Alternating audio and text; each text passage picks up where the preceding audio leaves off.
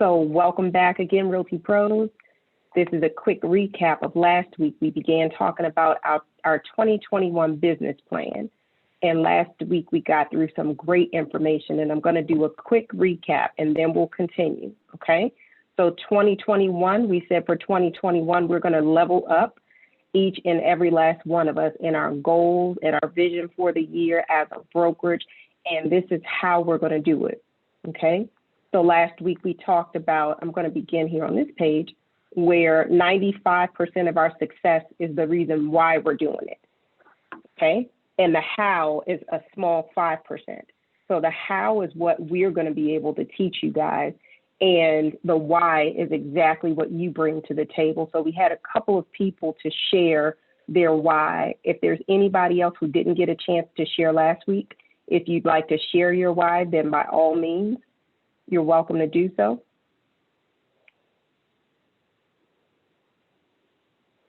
All right, so we talked about our plan. We talked about our business plan, and that's what we're going to go through together. Give me 1 second here. Let me make sure I'm on the correct network. Can you guys see my screen okay?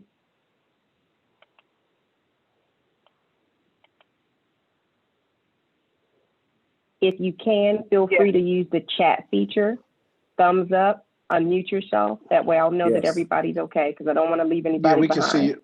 Yes. Perfect.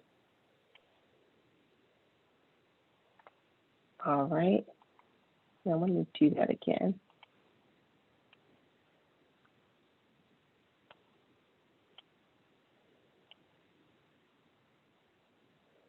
All right, so here we are. So today we're going to be talking about the Wheel of Life, because we introduced this last week, but we didn't dive into it as deeply as I want us to. We're going to have a visualization exercise that everybody will do, and this is going to be on your own personal time. We do these business plans the end of the year for every calendar year, so that when we get into 2021, you hit the ground running, okay? So the Wheel of Life exercise is where you're going to go through the wheel, and we'll walk through that diagram, because as we said last week, we are much more than just work. Although work is extremely important, you have family, you have so many different aspects that we want to make sure that we're well balanced in that regard, okay? So our visualization exercise, this is where we're going to find a quiet location and set aside 30 to 45 minutes without interruptions or distractions.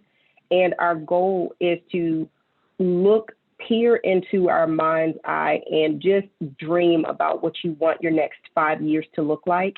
And then we're going to write our business plan based on those things, because the goal, of course, is to help you be successful, but it's not just my measure of success for you or the next person's, but it's definitely based on what your goals and your dreams and your vision for your life are.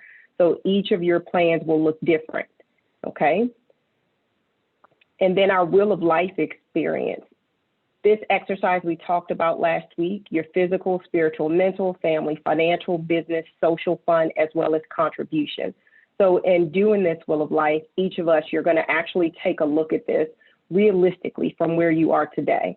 So if with regards to physical, we start out with a 0% on up to 100%. If you are 100% to your goal physically, then you would, of course, shade on up to that 100%.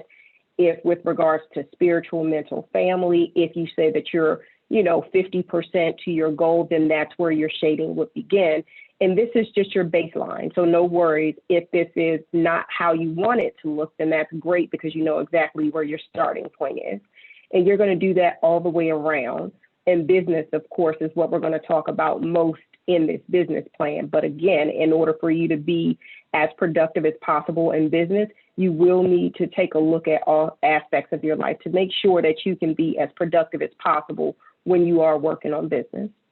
So just to give you an example of this, when Mr. Porter and I, when we start doing our business plan for the next year, we take into consideration our social and our family and all those different things. We start planning our year with at least 4 weeks of vacation for the year.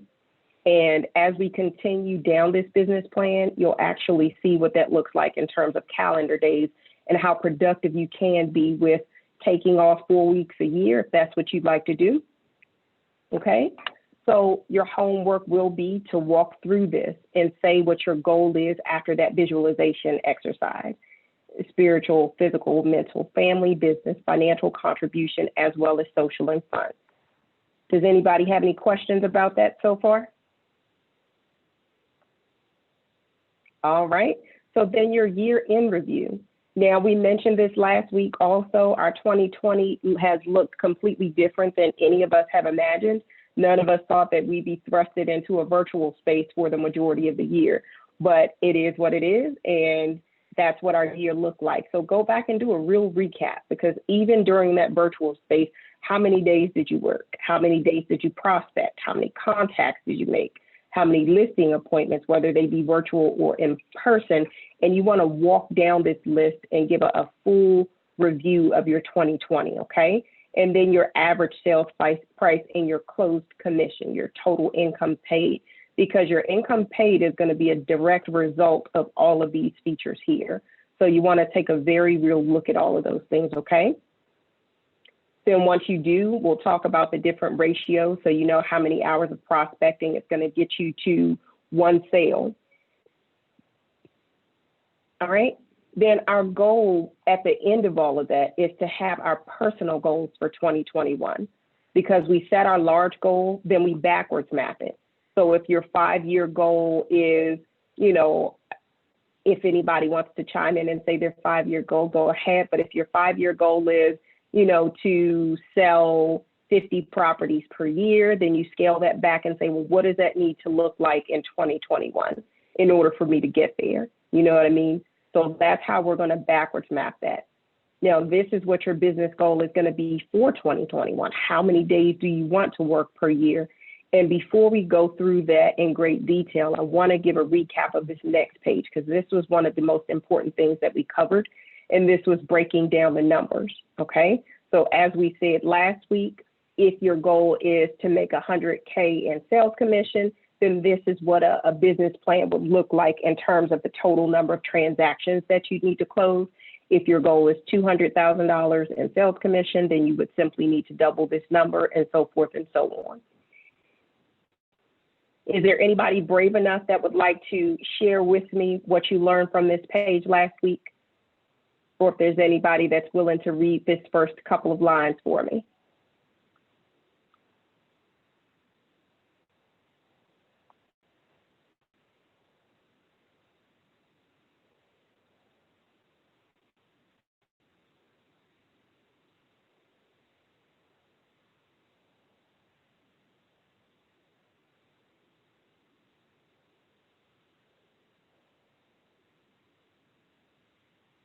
All right. You guys are a little shy today, but by all means, don't be shy. Jump in whenever you feel led to. Otherwise, I will continue. So for 100K in earnings, we factored all of these numbers last week and said that 100K in earnings equals 14 transactions.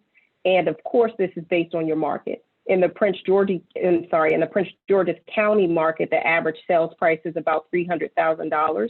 So that would equate to 14 transactions, and that's $7,200 per transaction if your commission is 80%. If you're at 100% commission, of course, then that's less transactions to get you your earned goal. All right, your earnings goal there. Now, that being said, we talked about certain ratios that NAR has noticed with all of the marketing. So in order to have 14 transactions, the goal is for you to take more listings than buyers. And on that 60-40 ratio, that means you need to have 9 listings sold and 5 buyer sides in order to get that 14 transactions, okay?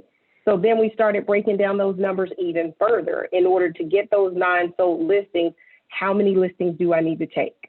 How many appointments do I need to go on? How many leads do I need to generate? How many overall contacts do I need to have? And at the end of the day, how much time is this going to cost me on a daily basis, okay?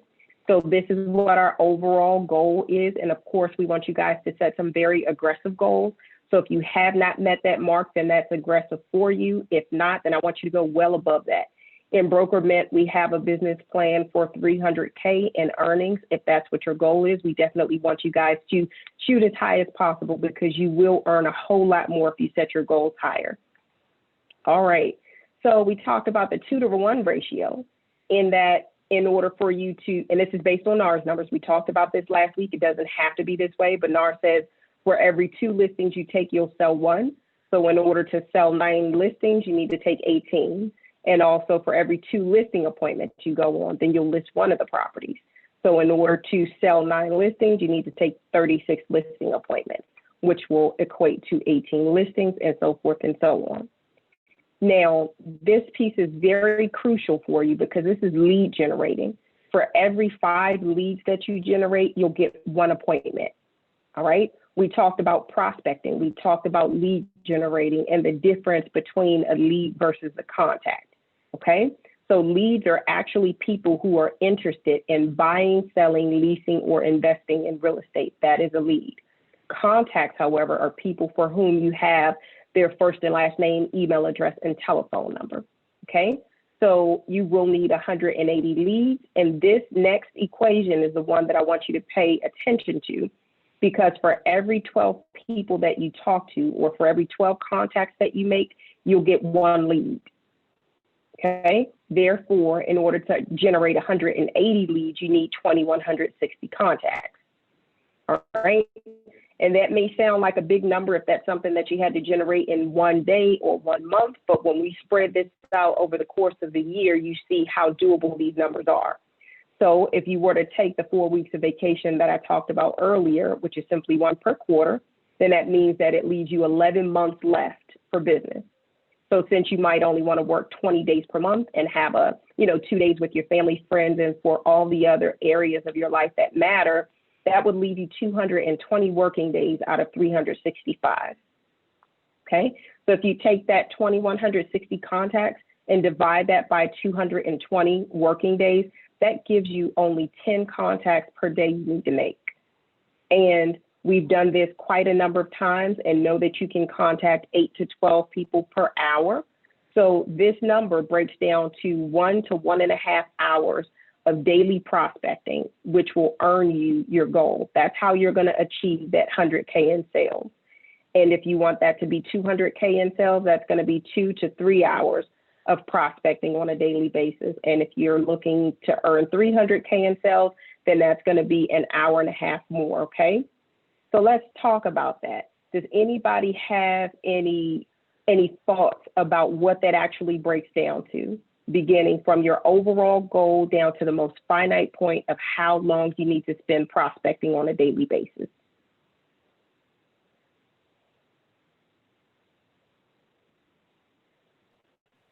Are you asking if our goal is beyond if our goal is beyond $100,000 a year? Like what the breakdown would be? That wasn't this question, but I would love to. Well, that wasn't the question, but you can give us that breakdown. I'd be happy to have that breakdown. What the question was for now is, what are your thoughts regarding, can you hear me? What are your thoughts regarding this breakdown? Okay. What are your thoughts regarding this breakdown? Like, so to know that if your goal, is it feasible? Is it doable? Is it something that is a lot less painful than you thought it would be? What do you think about that? I think it's extremely feasible. I mean, I think 1 to 1, and if you're doing this full time, I think you're selling yourself short if you're only doing an hour to an hour and a half prospecting, if this is your full time commitment. That makes me very happy to hear you say. All right.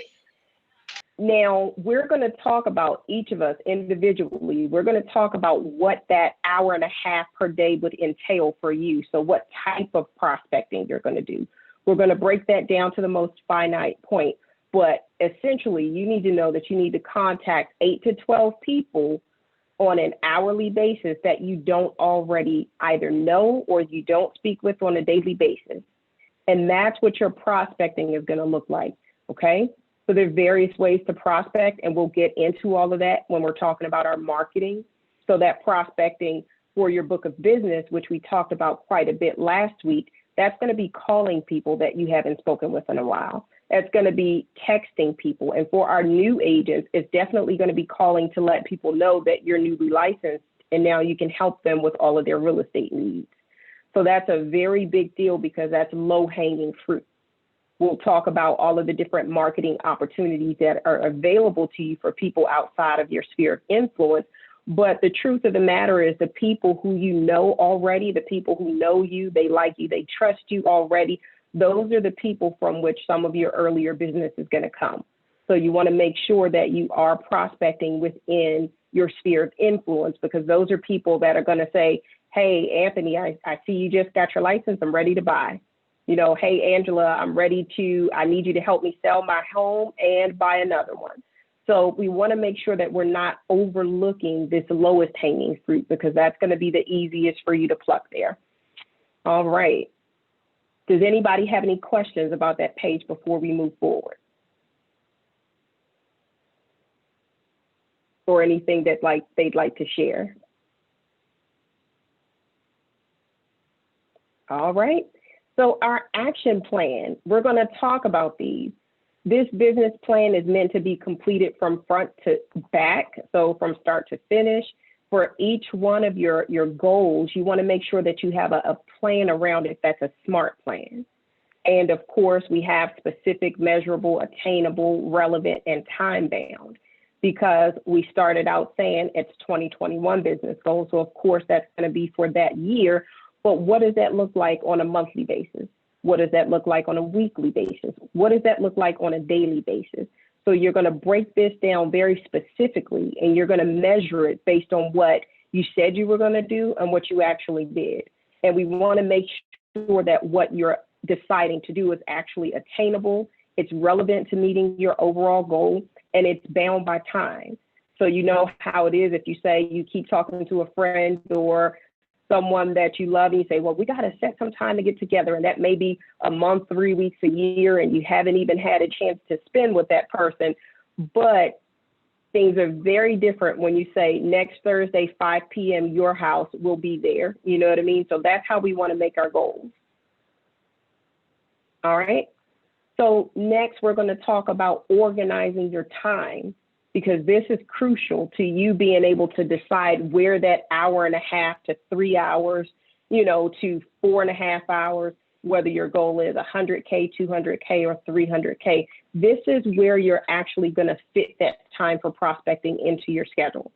So each of us will need to organize our daily schedules. What does that look like? If you're dual career or if you're full-time, what does your daily schedule look like? Because in this business, and I'm sure this is something in quite a number of industries, failure to plan is a surefire plan to fail. So we want to make sure that you actually plan your day. Where's that time going to go? Okay. So you have some time that's non-negotiable. And when you're doing your schedules, you want to put in all of your non-negotiable activities before you even start thinking about business. All right. So some of that could be, virtual learning with the children. That can be your Bible study. That can be your time with your mom or your spouse or whatever that is, whatever that looks like for you. We all have non-negotiable time. All right. So when you're actually going through this business plan and you look at this daily schedule, those things are things that you want to block out first. Well, actually second, because you put your vacation time in there. Then this is more weekly as well as monthly. Block out that non-negotiable time, and that will actually give you a clearer picture of all the time that you do have available to put various things in those slots. Okay, so that's going to be our next step in this. And here's just an example of what that could look like for you. And your day could begin well before 7:30, and it could end well after 8:30. That's your choice. But whatever that is, you want to make sure that you time block, okay? So if you say for our new agents, one of the things that's going to be extremely important for you guys is actually studying the things that we're teaching and the resources that you have in your library, the Brokerment library. There are very many scripts, guides, tools that are going to help you to overcome your learning curve. And you actually want to set some time in your daily schedule. So if you say, okay, well, Monday through Friday from 7:30 till 8:30, I'm going to be reviewing scripts and reading all of these things, going through my contracts or looking at our YouTube videos, so that you're helping yourself to hone your skills and learn more about your craft, then you put that in your schedule. Okay. So that hour and a half to 3 hours or 4.5 hours of daily prospecting, you're also going to put that into your schedule. So you're going to time block for each of the things that you need to do on a daily basis in order to meet your goal by year's end. So that's how you're going to use this time blocking schedule. And I'll give you guys just a hint for something that Mr. Porter and I used to do every single day. We had a prospecting lunch. And the goal is, of course, to have as many contacts a day. So if I need to contact between 8 and 12 people, then it's easiest for me to do that in a public space. All right. And that is, of course, with wisdom and reason, considering, everything that's going on in the pandemic.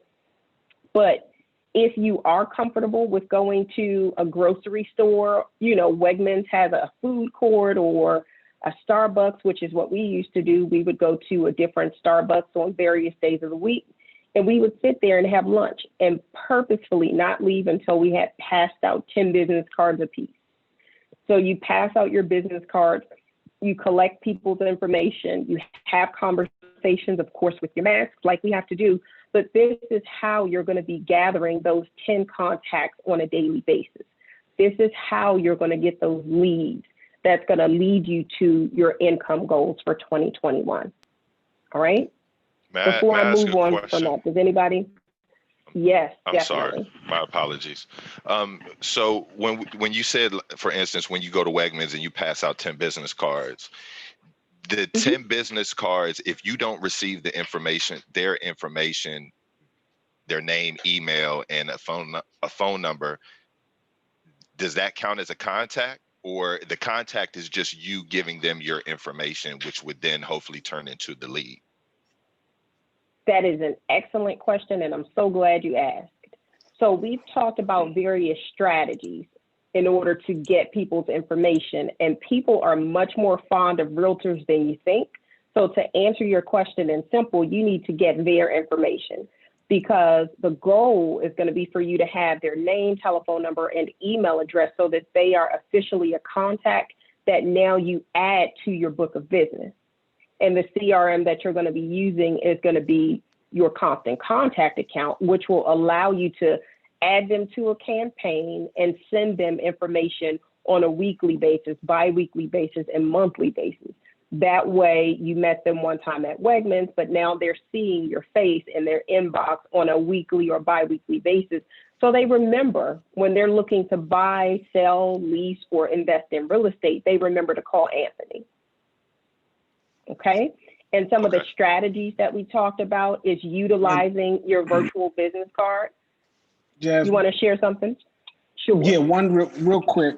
Anthony, that's a great question. And it's always an exchange. You always want to say, hey, let me get your information. I mean, it's real simple. I think sometimes we overthink it, but the most natural thing is just to be yourself, and be intentional about it. I'll give you an example. I was at the T-Mobile store, and the guy that was helping me, of course, started asking me questions. So by the time we finished, I asked him, did he own his own home? He's like, man, I was thinking about buying. I said, well, you need to stop thinking about it. Let me help you get in there. I said, do you have a lender? He said, no. I said, that's the first step. Let me get you over to my lender. And so got his information, got him over to Mr. Cooper. Mr. Cooper got him approved almost in the same day. It was like 2 days later when the guy sent over his information. So you want to get the contact, yes, but if you can move it quickly, you want to do that because that shows that you're a person of action. And it's really, just make it seamless, make it effortless for yourself, and just be yourself. Okay. That was an excellent point to make, Mr. Porter. And we do that quite a bit. Another thing that connecting the prospective buyer with the lender immediately does is now you have two people who have the same contact. So in the event that the buyer is a little bit slower to call you back, that person has now established a relationship with your lender as well. So you have both of you who are now following up, and you're accountable to make sure that you do everything necessary to convert that lead into a buyer. Okay, so now you have help in that. Very good point to make. All right, So I'm going to pause there for a moment and just talk a little bit more about your book of business. Each one of us has a cell phone with contacts in it. You have email accounts that have people's email addresses. You have people that you know and care for, people even that you meet on a daily basis. The difference between your contacts and your book of business is that your book of business is an intentional warehouse of all of the contacts for people that you have that you're marketing to. So your goal is to pull all of the information that you have into one central location and establish a campaign that's going to go out to those people. And we've learned over the years that we know many more people than we think we do, because whether it's going to get your hair cut or going to the grocery store or the nice lady at Starbucks or whomever it is, the people that your children go to school with, the hairdresser, the nail tech, the people who change your tires. There's so many people that we know that we come in contact with on a regular basis. And those are people that we can be quite fond of, but we don't always have their contact information. So what does that mean? That means that these are contacts that we can establish as well by simply asking for contact information for all of the people that we already know, but we don't have them in our phone, or we don't have their contact in our email, because you want to pull all of those people, like I said, into one storehouse or one warehouse where, okay, now I knew all of those 10 people in the barber shop, but now I have all of their contacts. Now I'm adding them to a campaign so that when they're ready to purchase, now all of them are going to see my name and face in association with real estate instead of just me coming there to get my hair cut. Does that make sense to everybody? Okay, so your goal is also going to be to just pay attention when you're going, whether if you're going back to church or wherever it is that you're going, wherever you are, people that you already know, add their contact information to your phone. And then people that you already have their name and phone number in your phone, but you may not have an email address for, send them a text. Send them a text and let them know, hey, thinking about you, want to make sure you and your family are well in COVID. I'm updating my contacts and notice I don't have an email for you. Would you send me your email address, and would you send me, your birthday? Because without that email address, you won't be able to add them to your constant contact account. So get people's information, increase your book of business, and you're going to increase your bottom dollar just by doing so. All right, does anybody have any questions? I think Kermon can tell us all a little bit about that. He just redid his, I think. All right, Kermon, would you share with us?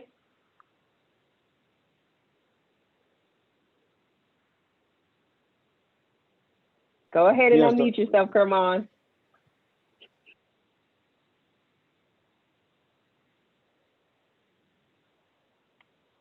Okay, can you hear me? Yes. Yes. Okay, great. Yeah, I just want to kind of just say this. I just did that with Mr. Porter's help. And this may be the case with other people. I was very leery, for some reason, about putting all my contacts in there, and so I'm just shaking my head because there's people that I didn't think I wanted to contact, people that I hadn't contacted in a long time, and all of this. But one of the things that Mr. Porter and Mrs. Porter has said, and that I had wrote down, was it's not the market, it's the marketing. And the other thing that he was saying is that you really have to let people know. You can't be a secret agent, real estate agent. You have to let people know that you're doing the business. You have to let people know that you're out here. Mr. Porter just said that, you're really trying to make things happen.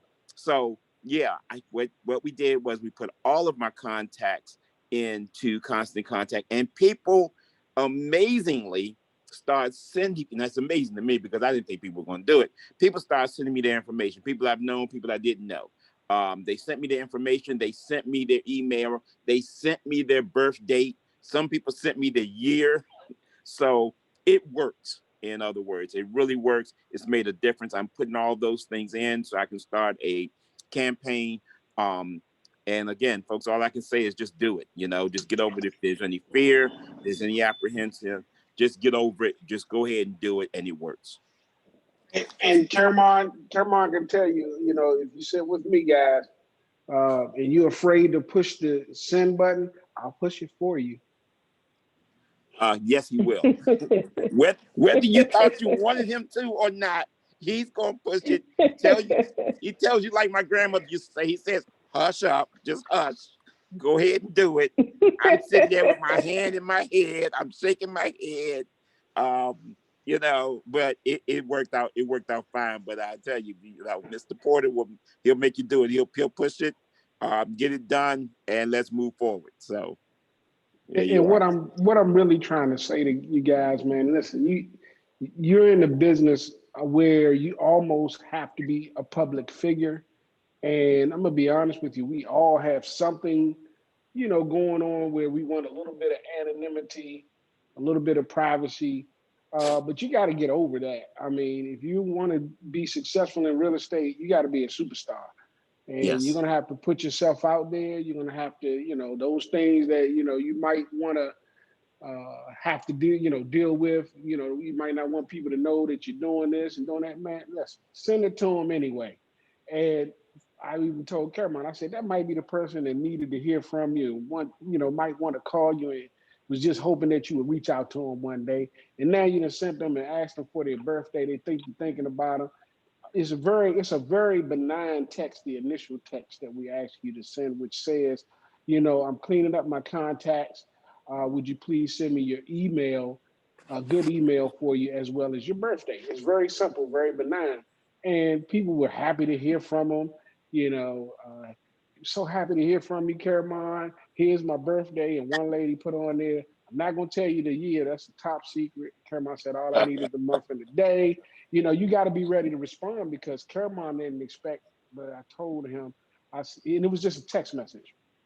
Your phone is going to start to blow up. And I mean, his phone just kept buzzing and buzzing and buzzing and buzzing. So you will get a response.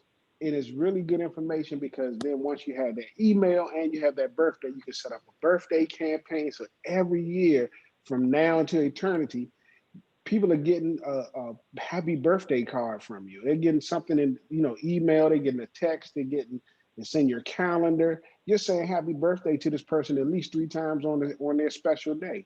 You know, that's really wonderful. Then if you call them and follow up with a phone call and you send them an actual card, I mean, you really cooking with grease now. You done made a new friend. And it's really about building relationships or rebuilding relationships.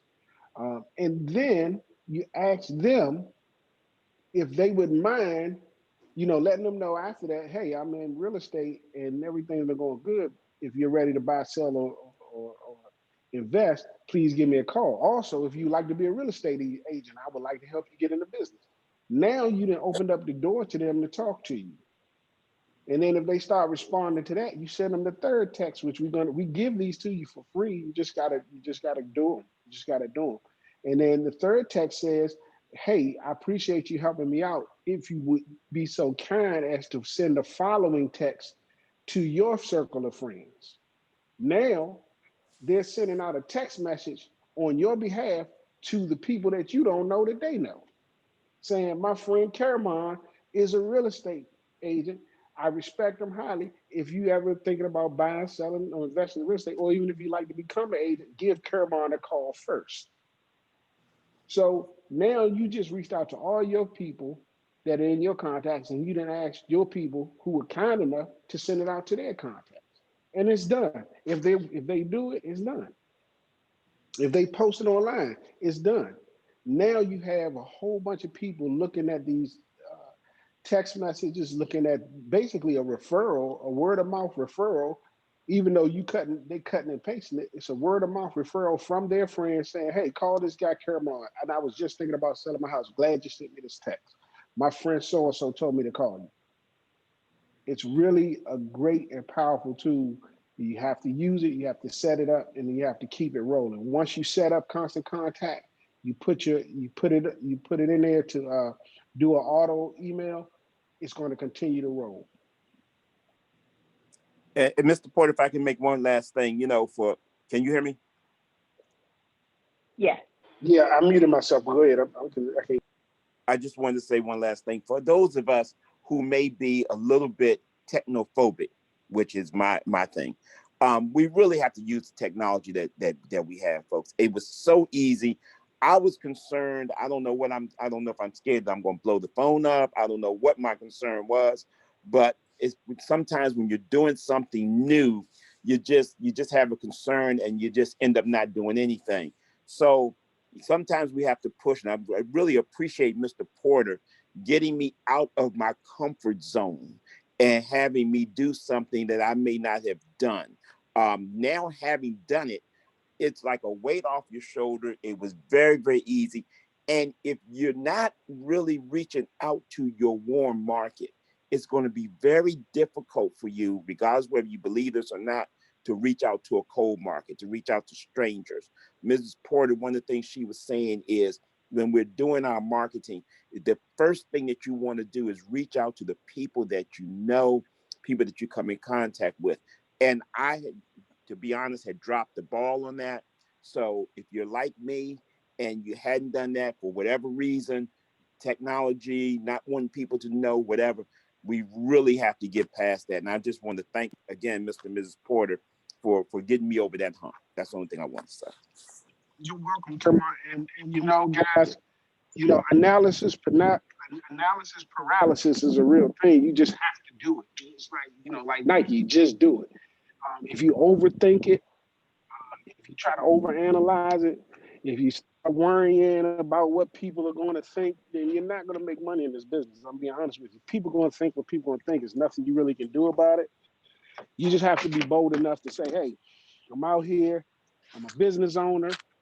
I'm looking for leads. I'm looking for client information. And the person that you most want to probably avoid might be the person that knows the most people and will be willing to help you. You just have to take that risk. And high risk, high reward, And so push the button. Just go ahead and do it. And then, if it works for you, if it turns out great, you're going to be extremely happy. You're going to get your check. If it's something you got to deal with it and be done with it and move on. Don't let it hinder you. Don't let your fears overtake you, because one of the things that I noticed most in this business is a lot of people have a lot of phobias, a lot of fears about a lot of things, and you have to get over those if you're going to be successful in real estate.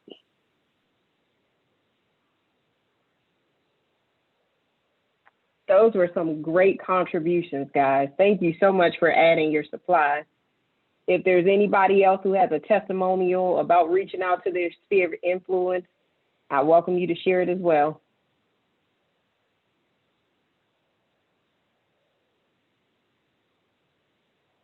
All right, then I'm going to continue.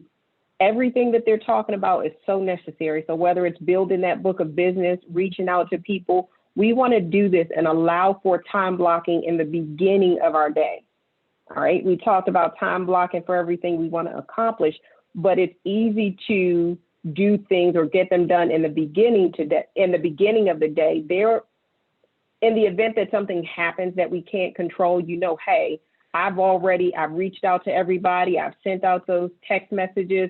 I've gotten people's email addresses. I've gotten their birthdays. I did all of this at the beginning of the day. In the event that, again, something happens at the end of the day, you've already accomplished your goal and you walk away with a sense of fulfillment, okay? So when you're looking at your time blocking, I'll say it one more time, put everything that's most important in the beginning of your day, all right? And I want to say one more thing about that topic in general before we move on. You're going to time block, but I want you to have a certain sense of flexibility whereby if something does come up in the evening and you don't get to it that day, have some flex time so that you can put it on your calendar for the next day or something like that. So that will allow you to complete all of your goals and not beat yourself up if there's something that you weren't able to complete. All right, guys, we've put some templates there for you. For those of you that will be in training this evening, you will be doing exactly what Mr. Porter and Kermon were talking about when they were talking about sending out that text message to your sphere of influence. Somebody Hey, has hey, something they'd like to contribute? yeah, Jasmine, it's me again. And guys, listen, you know, this is the kind of stuff that, you know, people want to know what uh, other real estate agents' secrets to success are. We're telling you. I don't know if you believe us that this stuff really works. And, but it's always the low hanging fruit that you want to go after.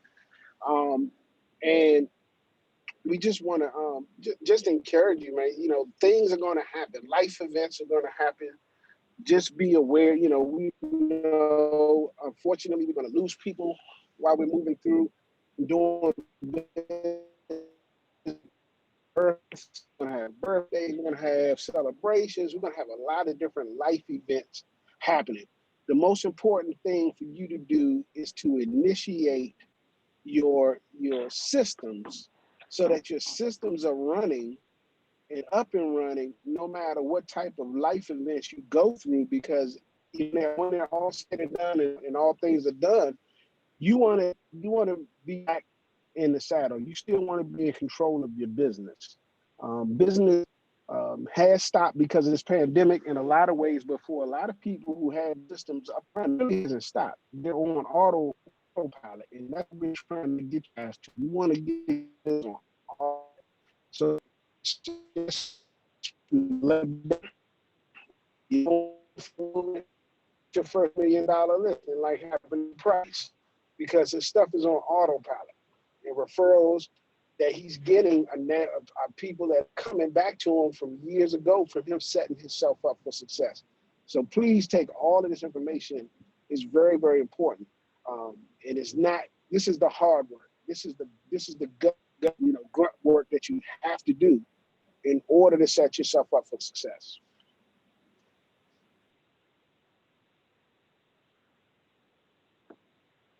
Great pointers there. All right, so we talked in the beginning, we said that 95% of you meeting your goal is a why and 5% is the how.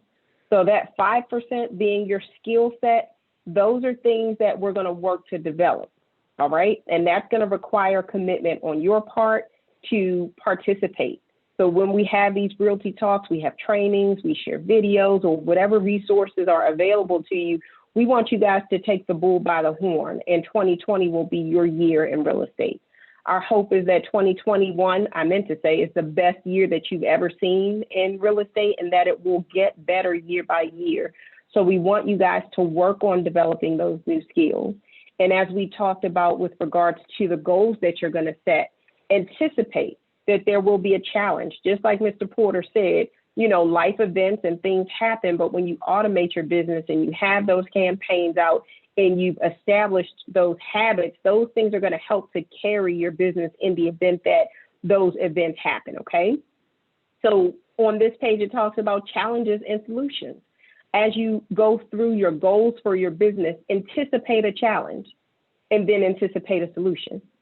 All right, because you and I both know that if you establish a calendar and you say, this is what my schedule is, Monday through Friday, 7 to 8:30, I'm going to work on this, 8:30 to 9:30, I'm going to work on that. There will be things that are going to come up that are going to test whether or not you're willing to remain focused on this plan.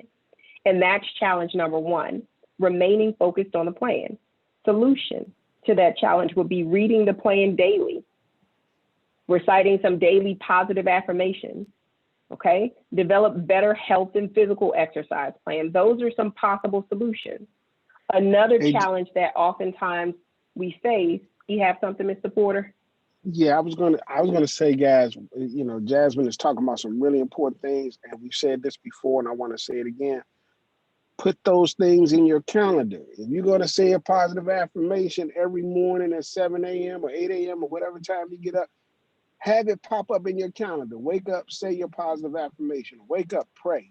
Wake up, meditate. Whatever you do, put it in your calendar. And also with solutions, Jasmine, just talking about solutions. I told Kermon this, and he's getting over his technophobia. There's an app for just about anything that somebody's probably created an app for any problem that you might have. You need to experiment with these apps. And you need to learn them. And then if they work for you, if they benefit you, then share them with us, share them with your colleagues, but use them and leverage your time, leverage, your attention through the technology that you have in the palm of your hand. Definitely. We've learned that there are apps for every single thing. So as Mr. Porter says that, I just think about a conversation we had with one of our clients that we just settled yesterday. We told them that very same thing so many times that when they were putting a television up on the wall, what did they do? They said, well, you know what? The Porters told me there's an app for just about everything. So they found a stud finder app, totally unrelated to real estate, but that's something that they needed. So as it pertains to your daily affirmations, at the end of this business plan, there are going to be daily affirmations that you can choose to adopt. And the hope is that you will write your own that are going to be specific to you, because the goal is for you to anticipate that there will be a challenge and be ready with possible solutions. Okay. So the second challenge is complacency. This is something that agents face at times and people face in any arena, but make sure that you book those 4 vacations for the coming year. That way it's easy for you to be focused on the days that you do have to work, because then you don't feel stressed and overworked and burned out and wondering when you're going to get your next day off. Okay, so that's a possible solution for complacency. The next challenge would be lack of confidence. So the solution for that will be reach out for training and practice those scripts. So as you're going through your daily calendar in that time frame, whether it's 7:30 to 8:30, you should be practicing those scripts. There are tons of scripts in your Broker Mint library so as to develop your language in real estate, and whether it's listing, selling, investing, marketing, there's scripts for you to learn how to speak the language of everything that you'll need to do in real estate. And it would behoove you to go and practice those scripts. All right, and call up one of your colleagues or call up Mr. Porter and myself, or even do something that I've done before, do a voice note, a voice memo. So practice your scripts at all costs, record yourself saying it, and then listen to it. Critique it, then do it again until you get better at it. All right? Challenge. If a challenge is just, go ahead. Look at your face in the mirror. If you're saying good afternoon, make sure you're smiling. Make sure you really sending warm and fuzzies. You don't want to be the Grinch. So you have to look at yourself. You have to make sure that you're confident that, this is going to come off well. So don't think that these are all like little exercises like a basketball player has. You have to go through your practices, and you guys have to be intentional about doing this stuff. Otherwise, we're just talking. And this is Realty Talks, but I mean, we used to stand in the mirror and practice our, what we called our elevator pitch. Just having something to be, at your disposal when, it might be a moment where there's no real way for you to kind of get your foot in the door with a client. What do you say to break the ice? How do you tell a joke? Do you say something funny and then pass out your business cards? But you're always trying to look for that moment, that opportunity to take advantage of meeting people that you've never met before and letting them know you do real estate. Definitely. And challenge number 5, I'll go here because we're coming to the end of our time. Schedule being overwhelming. So if your schedule is overwhelming, that's a challenge. What's the solution? Solution would be to remain flexible, reprioritize, and rework the plan as necessary. So again, there will be challenges, and that's simply a part of life. We all are going to face challenges, but when they come, you want to meet them with the solution. We know that all things are possible, and when that is your attitude, you go into it with the mindset of a winner. So you know that, because a challenge comes up, I'm not defeated because there's a challenge. I'm anticipating challenges. And now here are some possible solutions for that challenge. And if you need to reach out, if there's a solution that you haven't, if it's eluded you at the moment, reach out to Mr. Porter or myself and say, okay, well, this is what's going on. How do I overcome that? Because chances are we've had to overcome it ourselves. So let's talk about it. Let's be accountable to the goals that we set. All right. So on this page is where you want to list potential challenges that you may encounter, as well as possible solutions to those, and be realistic because your lifestyle may be very different than the next person. All right. And then affirming your position. Like Mr. Porter talked about, put these things into your calendars. Most of us have smartphones where you can set a daily reminder for something. If at 8 a.m. or whatever time is go for you, if you set certain affirmations to pop up in your calendar, as soon as they pop up, you say those affirmations, you've accomplished that for the day. All right. And then after this, so you can read through all of these because all of these are very, very helpful for you. If you adopt this way of thinking, it'll be half of the trouble that you'll have in real estate. You'll easily overcome it. Okay. So write your own affirmations based on your why.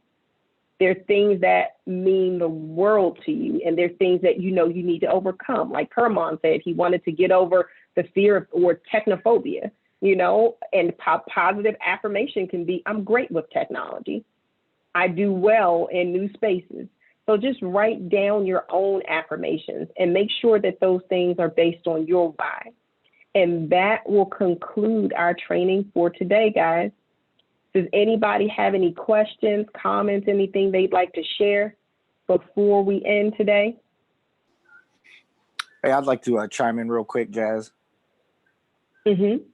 Yeah, so today's call and looking at goal setting and everything, I highly, highly recommend. And it's like, it always pops up every year when we go through this, but there's a book called The Miracle Morning by Hal Elrod.